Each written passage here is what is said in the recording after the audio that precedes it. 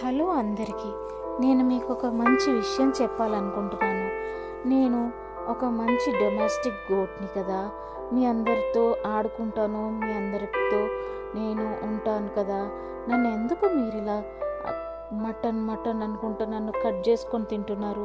నా లోపల ఏమంత ప్రోటీన్ ఉంటుందని, బ్యాడ్ కొలెస్ట్రాల్ ఉంటుందని మీకు తెలియదా? మీరందరూ ఎడ్యుకేటెడ్ కదా.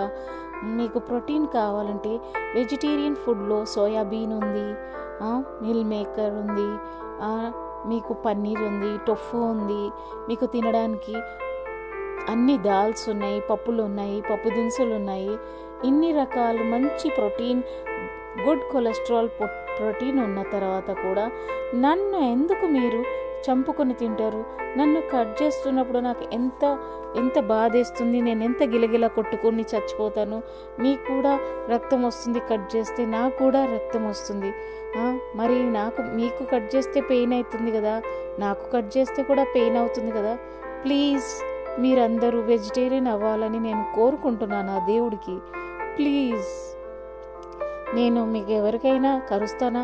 కుక్కలు కరుస్తున్నాయి కదా, కుక్కల్ని కట్ చేసుకొని తినండి. మీకు అంత మాంసం పిచ్చి ఉంటే. కుక్కలకి డొమెస్టిక్ యానిమల్స్ అని ఇంట్లో ప్రేమగా పెంచుకుంటున్నారు, వాటికి కావాల్సిన ఫుడ్ పెడుతున్నారు. కానీ చూసినారు కదా నిన్న న్యూస్. పెట్టండి, వద్దంటే లేదు. కొన్ని మంచి కుక్కలు కూడా ఉంటాయి, పెట్టండి. కాకపోతే కొన్ని వైల్డ్ యానిమల్స్ లాగా బిహేవ్ చేస్తున్నాయి కదా. సో మేము ఎప్పుడైనా మీకు అలా కరిసామా? మమ్మల్ని ఎందుకు చంపుతున్నారు? మమ్మల్ని చంపకండి ప్లీజ్. అలాగే ఈ కుక్కల వల్ల చాలామంది కిడ్స్ చనిపోతున్నారని న్యూస్లో చూస్తున్నాను. నాకు చాలా బాధేస్తుంది. ఇది నాకు చాలా నచ్చట్లేదు.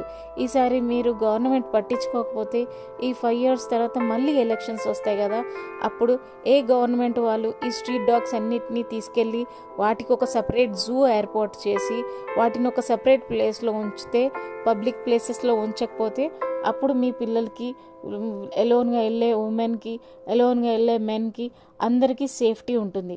అలా ఎవరు చేస్తానంటారో వారికి ఓట్ చేయండి. అప్పుడు వాళ్ళు మీకు పని చేస్తారు గవర్నమెంట్. లేకపోతే ఇంకా ఇలాగే ఎంతమంది పిల్లలు బలవుతున్నా కూడా పట్టించుకోరు. ఇంత చిన్న చిన్న కిడ్స్ని చంపుతున్నారు ఆ కుక్కలు. వాటి వల్ల ఎంత సొసైటీలో హ్యూమన్స్కి సేఫ్టీ లేకుండా అవుతుంది. ఒంటరిగా ఎవరైనా ఆడవాళ్ళు కానీ చిన్నపిల్లలు కానీ బయట షాప్కి కానీ వెళ్ళాలంటే ఎంతో భయపడుతున్నారు. వాళ్ళ పిల్లలకి ఏమవుతుందో బయటికి వెళ్తే అని పేరెంట్స్ ఎంతో భయపడుతున్నారు. అయినా కూడా గవర్నమెంట్కి కొంచెం కూడా అసలు రెస్పాన్సిబిలిటీ లేదు, కొంచెం కూడా పట్టించుకుంటలేరు. లా అండ్ ఆర్డర్ ఏమవుతుంది ఈ విషయంలో? ఎందుకు పట్టించుకుంటలేరు? ప్లీజ్ నా ఈ మెసేజ్ అందరూ షేర్ చేసి గవర్నమెంట్ వాళ్ళకి అర్థమయ్యేలాగా షేర్ చేయండి. Thank you all. Hare Krishna.